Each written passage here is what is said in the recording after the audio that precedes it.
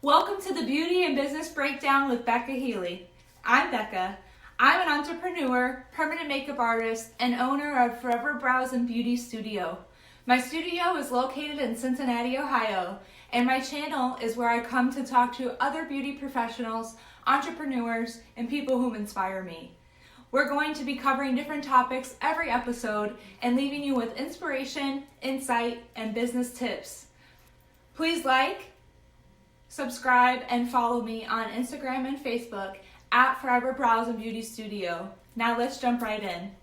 Hello everyone, welcome to my channel. So I have Leah from Studio L Skincare here with me, and she's my first interviewee on my channel. I'm so excited to have you, Leah. Thanks for joining me. You're welcome. So Leah's been in the industry for 25 years in beauty, and she's here to talk about her story, about how she got into skincare. And before we dive into that, there's just a few things I wanted to ask you to get to know you better and to share your story with our channel. Tell us a little bit about yourself and your business. So I work independently. I have for, I'm going to say 7 years. Before that I mostly worked in hair salons for about many years. I don't know how many, 16 years. I wanted to go out on my own so that I could provide the kind of service that I wanted to provide, and have full control, I guess, over their service experience, which you can't really do if you work for somebody else. So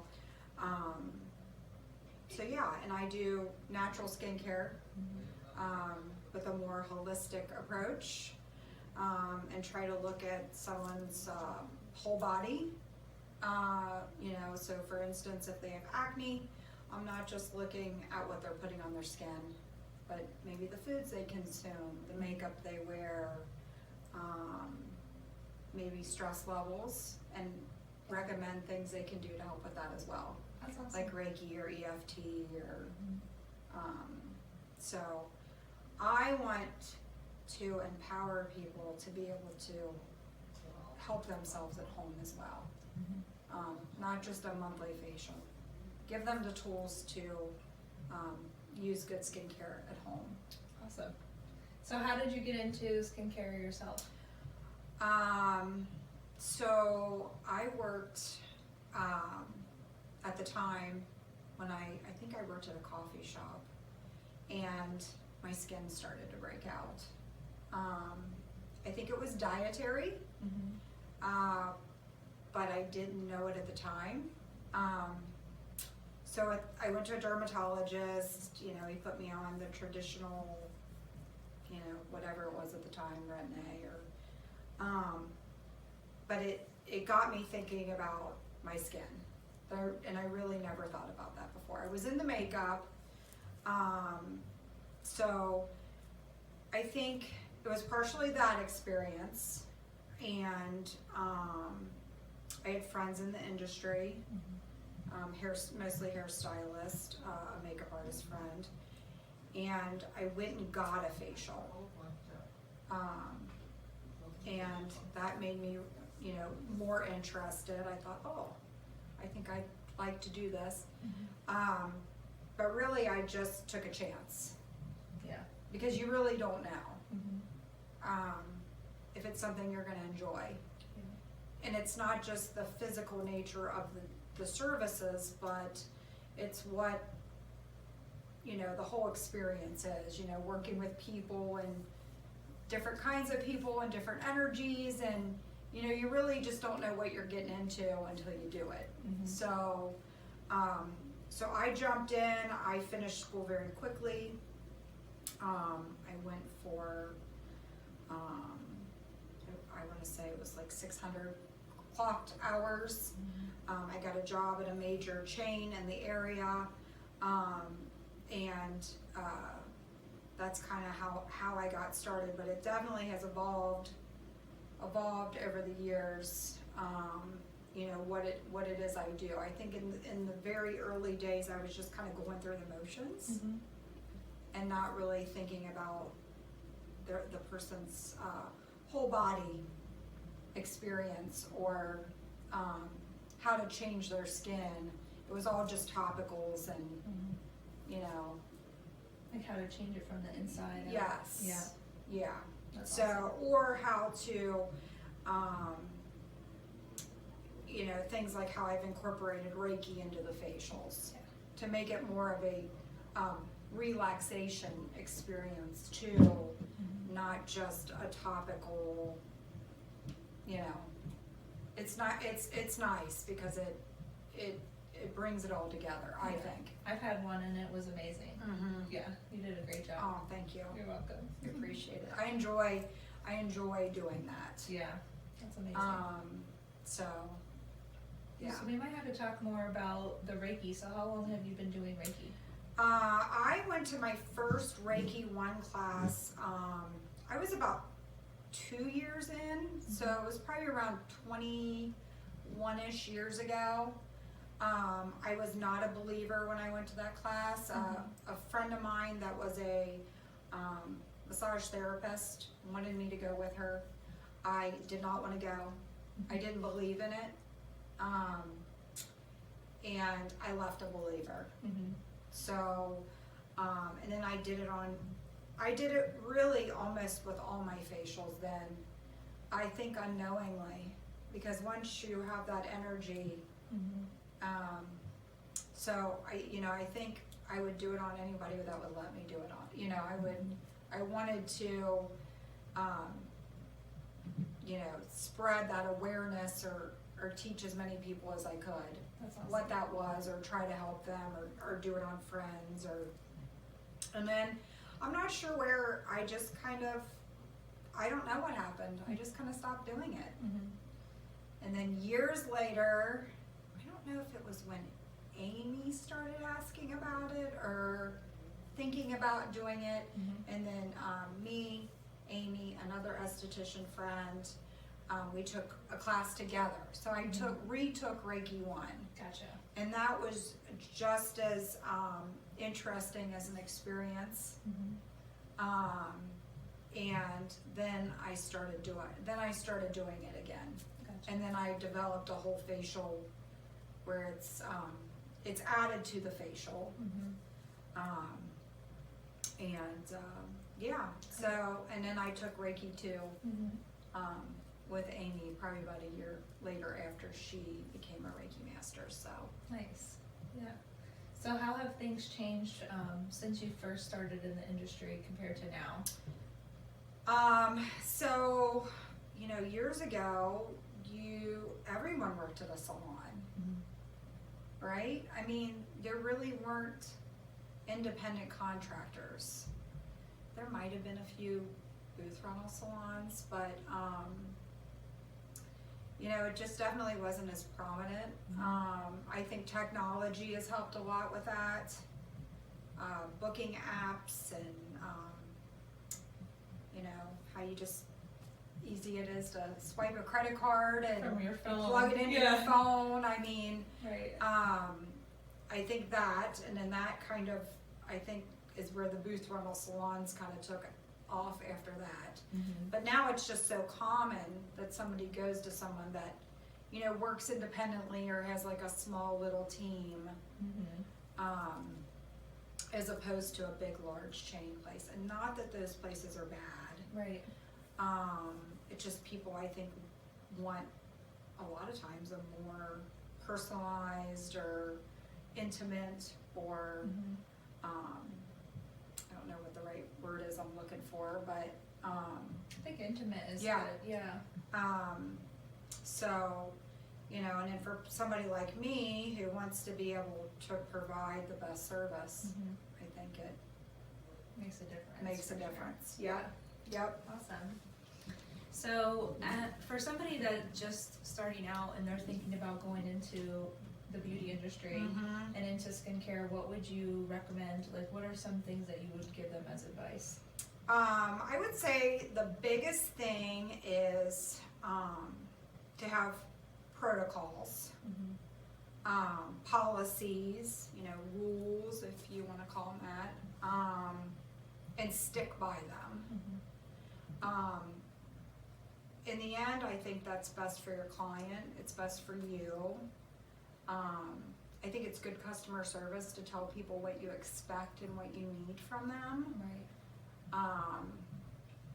So that, and not being afraid to ask for help. Mm-hmm. So you can't do everything yourself and do it well. And I tried for many years. So, you know, having a good accountant, having a good online booking system, setting it up properly. And if you can't do that, pay someone to help you. Right. Ask someone to help you, because in the end, it's going to pay off. Mm-hmm. It may seem overwhelming in the beginning, Mm-hmm. but it will pay off, setting yourself up for success. Right. So I made a lot of mistakes along the way by not hiring people when I needed to hire people, trying to do everything myself. Mm-hmm. You know, so I think that's huge. Setting boundaries, having a separate work phone. Yeah. Again, you may not want to spend the money on the separate work phone, but if you don't do that, your home, work, there's going to be no separation. Right. You can tell yourself that you're going to keep it separate, but it's blurred lines. it's very hard. Yeah. So I have a separate phone, work phone. That's the phone that has my Vigaro app on it, right? And my work email. Mm-hmm. And then I have my regular phone that doesn't have any of that stuff on it. Yeah. So you're not tempted to check it. You're not tempted. You can physically put it away when you need to. Mm-hmm. You know, just because you're in small business for yourself doesn't mean you have to work. If you want to work 24/7 and you can sustain that and be a happy, functioning person, Yeah. I'm gonna say it won't last that long. Yeah. For You sure. know, like you might have like a year where It's a you burnout. can do that, but then you're gonna burn out. And if you burn out and you don't take care of yourself, you can't take care of everybody else. Right. I mean, people in our industry, we take care of people. Yes. That's what we do. Mm-hmm. And you have to take the time for yourself, or you're just not good to anybody else. Right. And that, you know, that goes with, you know, people that have children and, Yeah. but I found myself, it wasn't good. I was not in a good place. I was burnt out. Mm-hmm. I was tired. I was working on Sundays and, you know, all my off days and evenings, and I didn't want it to take away from my kids. Right. So, so it's something I had to do, and eventually do it, you know, in a fashion that I would stick to it, Mm-hmm. you know? That's So, great. That's great advice. and nowadays there's apps for a separate phone line. I mean, if somebody didn't want to have like the actual separate phone, but then you have to be disciplined not to hop on that app that's on, you know, Right. so maybe log out of it. Mm-hmm. That's good, because if you have to go through the little bit of extra effort, it's like your reminder, like, Yeah. oh, it's I'm not supposed to do this. 7 It's- p.m. and I got off at 5 o'clock. Right. Mm-hmm. So, you know, just because we are available, or the ability is to be available 24/7, Mm-hmm. doesn't mean you have to be. Right. So, so yeah, I think that's super important. Yeah. Setting those boundaries. And write them down. Mm-hmm. And when you make your policies, make sure they're Build that down, into it. you know? Yeah. I use Vigaro. There's lots of good booking systems. You Mhm. use I use Square. Square. I have a policies form that pops up Mm-hmm. that they have to sign. Now, whether they Oh, that's read cool. it, Yeah. That's great. whether they though. read it's a different story. But Yeah, reading But it. yeah, and I mean, I following think it. it's super important to tell people. I mean, they're not just gonna know Mhm.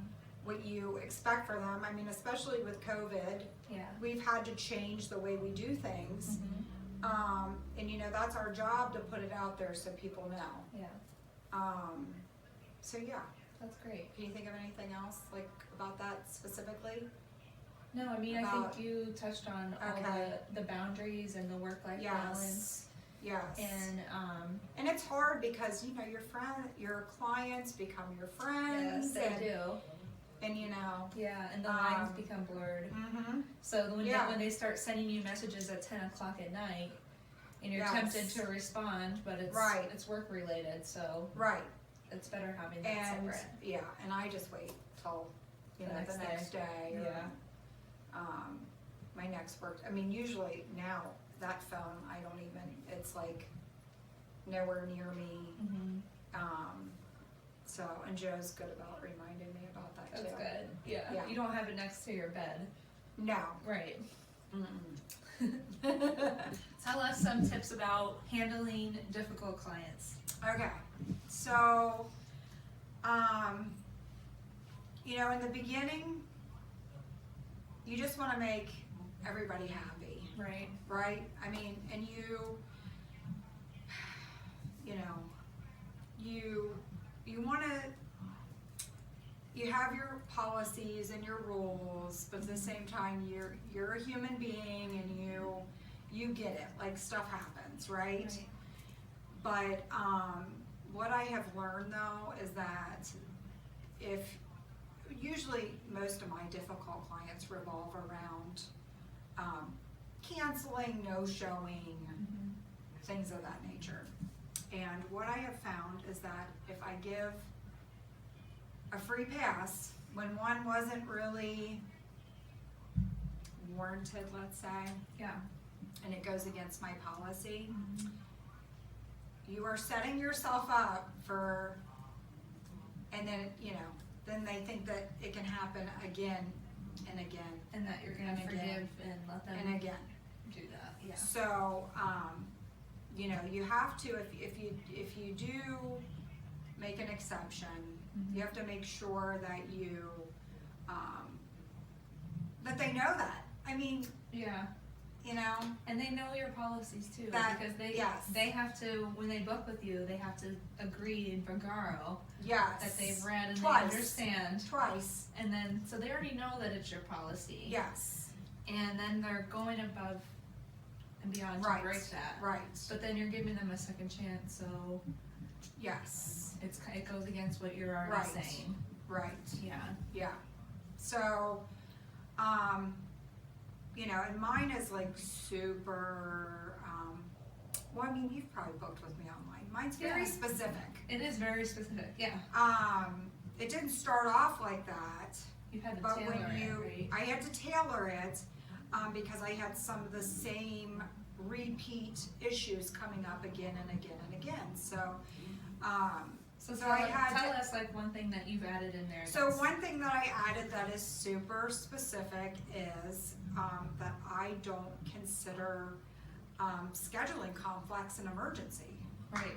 because you know, if you schedule during the course of your workday, let's say, and you have a scheduling conflict and you either don't show up or you tell me at the last minute, I'm just out that money. Yeah.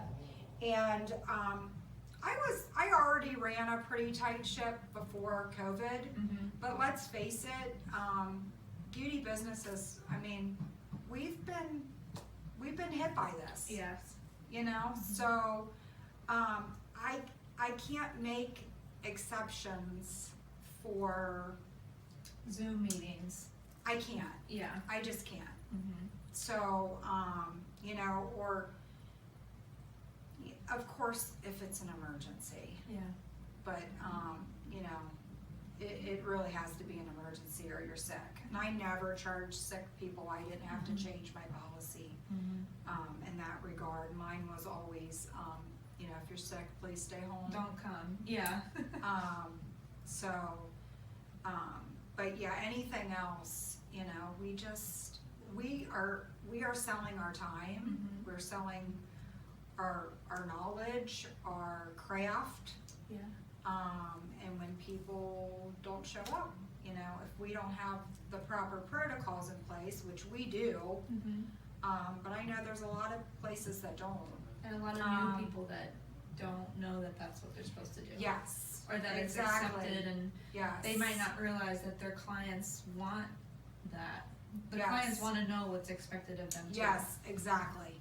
And, I mean, you're gonna be hard pressed to find a place nowadays that you book online and don't enter in a credit card. Yeah. So don't be afraid to do that. Right. Don't think, oh my gosh, if I make clients reserve with a credit card, they're not gonna come to me. And not that true. is not the case. Yeah. I had 1,399 people, well, I had 1,399 appointments last year.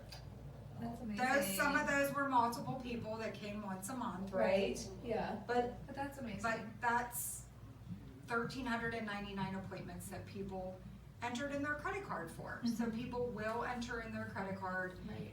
People will respect your time. Yeah. If you respect your time, and that actually, I was thinking about this on the way in. If you want your clients to respect your time, you also have to respect their time. Yeah. You set the precedent for your clients. So if you always run late, what do you think's gonna happen? They're gonna start showing up late. They're gonna start showing up late. Well, why not? You know, because if you cancel on them all the time because you didn't book yourself correctly and things of that nature, you know, they may cancel on you. So you set the tone for, you know, so you take your time seriously. I never run late. I think it's super disrespectful. Yeah. If somebody shows up so late that I'm gonna run late, then they have to be rescheduled. Have to be rescheduled. If they show up late for their facial, I just do what I can do with the facial. If they show up so late that it just can't be done, then they have to reschedule. Yeah. Because I refuse to run late all day long. Once you start, it's a ripple. It's a ripple. Yeah. So, and I take the cleaning protocols very seriously too. I'm not gonna make it that, you know, I can't do what I'm supposed to do because I was running late. Right. So, which, you know, and you're the same. Yeah. Like, we did this stuff before. Yes. Most of this stuff, It's already, and nothing we has are changed already as far doing as it. Like, me, we let's always say. wore gloves. Yes. I mean, the mask is different. I wasn't wearing a mask. Yeah, I was, but You were wearing a mask. yeah. I mean, a lot of people do because of the closeness especially involved. with permanent makeup, I'm just So, yeah. but I mean, most of these cleaning protocols with hospital grade wipes and things we were already doing.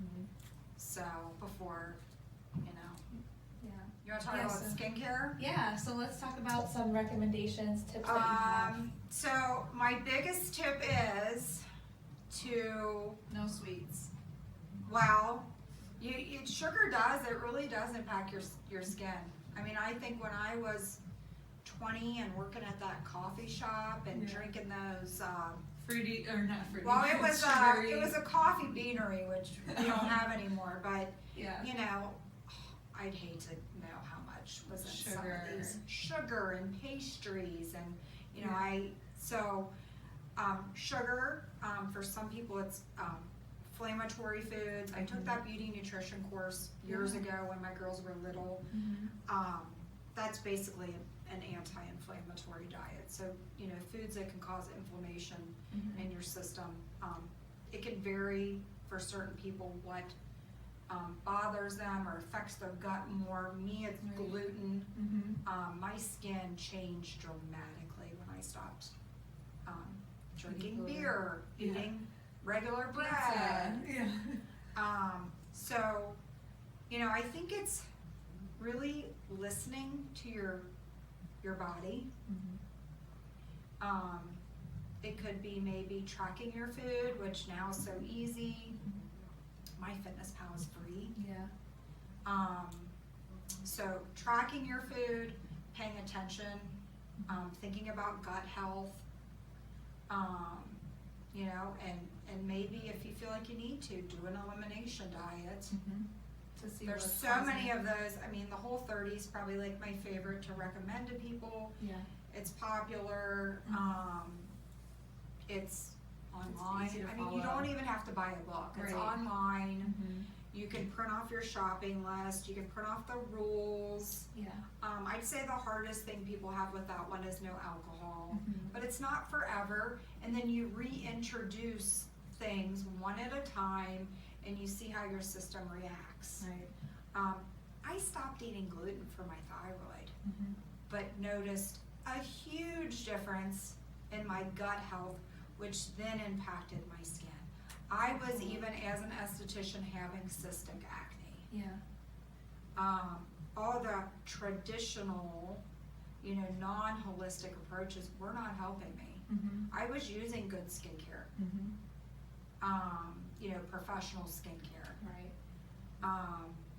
I was seeing a dermatologist, but it wasn't until I stopped gluten, and really paying attention to what makeup I put on my face too. Right. I mean, you can literally do everything right. You could eat the cleanest diet. You could use professional skincare, and then put something on your face that just is pore clogging, doesn't agree with your skin. I think that's what was causing my cystic acne. Yes. And we Yes. talked about that when I And came for my facial. It might have been one ingredient.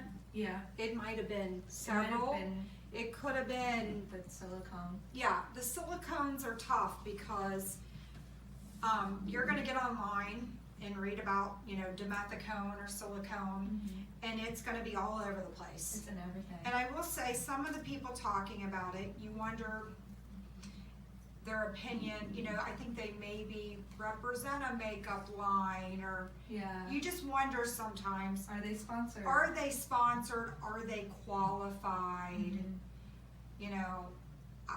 I found a pretty good article by a dermatologist that said that silicones can be problematic. It's not the actual silicone, it's the ingredients that it's mixed with. Mhm. So if it's mixed with pore clogging ingredients, that's where the problem lies. Gotcha. So I have never been able to use a CC cream, a BB cream, any makeup with the silicone. I think it has something else in it. Yeah. Recently I used a pretty clean facial serum with the methicone in it, Mhm. And it was fine. no issues. Yeah. In the past, anytime I've used a methicone, it's usually within 5 days Mhm. that I call it an Yeah, okay. eruption. Yeah. So, and I've had other clients say the same thing. Mhm. What is the real answer? The answer is listen to your body, pay Yeah. attention to what you put on your face. Mhm. Eliminate stuff. See how Yeah, it can change. see how it goes. Mhm. I mean, I just tell people, if you want to know if you have a dimethicone problem, stop using it for 2 weeks. Yeah. And I've had people come back and be like, it was a miracle. That's what I Their did. face cleared so fast. Yeah. And then I'll say, okay, well, if we really want to know, start, Mhm. go. And a lot of times they just don't even want to. They Yeah, don't want to they don't wanna do reintroduce any of it that. because they've already seen and they just felt really strongly that that's what it was. Right. So the other big thing with skincare is people put way too much stuff on their faces. Mhm. I mean, just 2 or 3 serums at a time, and it's because they saw it on TikTok. I mean, I don't want to say that somebody couldn't have a good tip on there. I really don't, Yeah. because they could. Mhm. They really could have a good tip on there, and I'm sure there's estheticians on there. Yeah. But There are. I follow I a few. mean, and if you don't have any skin conditions, Yeah. you can probably do that Anything stuff. you can get It away doesn't with. matter. Right. But if you have acne, if you have rosacea, Mhm. if you have redness in your skin, see a professional. Yeah. Because nowadays, and this goes for everywhere, Mhm. we all do online consultations now. You don't even Yeah. have to come in. Right. Mine's free with a product purchase. Mhm. So, and we use really good, skincare and put a lot of Yeah. put a lot of thought into what we use, what we carry. Right. Everything I use or carry or recommend, I've used on myself for a long period of time before I'll even think about recommending it to somebody. That's awesome. And I do the research and the reading.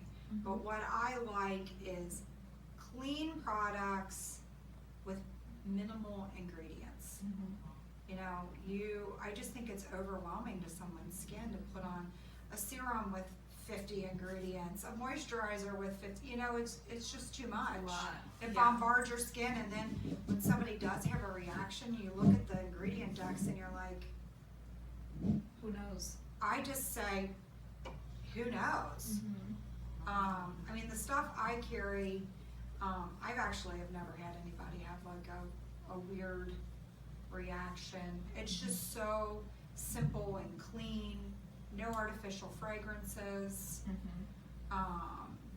You know, definitely not any of the, you hear a lot about the banned ingredients in Europe. That's kind of, have you noticed that on products? It'll say, we follow the European Union or the European standards. Well, a lot of people don't know what that means. Yeah. That means there's a lot of crap That and we're putting skincare in. here Yeah. that we put on our bodies. That other countries won't even let in their skincare. Exactly. And it's not 1, 2, 3, 4, 5 ingredients. I mean, we're talking hundreds of ingredients, parabens, sodium lauryl sulfate. I wouldn't put that on my dog.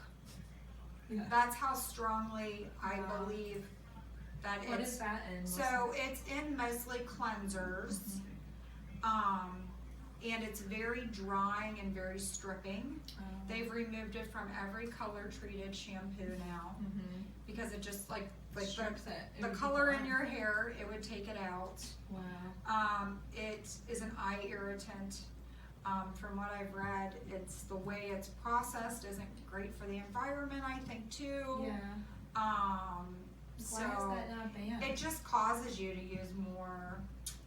I don't know why it's not banned, Yeah. but a lot of companies are removing it. Now, over the counter, cheap, it's cheap. I'm sure it's cheap. Yeah. That's why. I'm sure the equivalent, you know, a lot of companies use, I think it's like from coconut, which is fine, like something similar.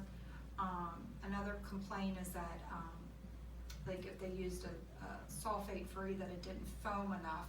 I think people, you just have to give it some time. And add more water. Because, add more water or just give it some time. You have conditioned yourself to think that your face is supposed to feel dry and tight after you wash your face. Yeah. And that is doing your skin zero favors. And like I said, you're just gonna use more moisturizer. In your hair, you're just gonna use more conditioner. Right. So yeah, I just always tell people, if you wanna change your skin almost instantly, stop using sodium lauryl sulfate. Yeah. You will see a difference. That's awesome. I don't use anything with parabens. Those are a little controversial still. They are banned in Europe. I've read enough that I don't wanna use them. Yeah. They are a preservative, and there's natural preservatives out there. So I've never had a problem using a product and felt like it went rancid Yeah. before its time. I mean, there's good natural preservatives out there. Right. You do not need a paraben to, you know. To make it last. Yeah. Yeah. And do you really want to use a Why does moisturizer it- for 4 years? Yeah. I mean, Why do you you need it to should last be that long? using you should be using your products. Right. So, you know, I think part of the problem is too, is people have a lot of things that maybe they rotate, and maybe that's why they're worried about things going, you know, you really only need a few things. Yeah. A good cleanser, a good serum. I like to mist the skin before I put on serum. It helps with glide. It helps to make the product penetrate better. I prefer something non-alcohol based, again, for drying purposes. Yeah. A lot of those, you know, moisture mist you can spray over top of makeup.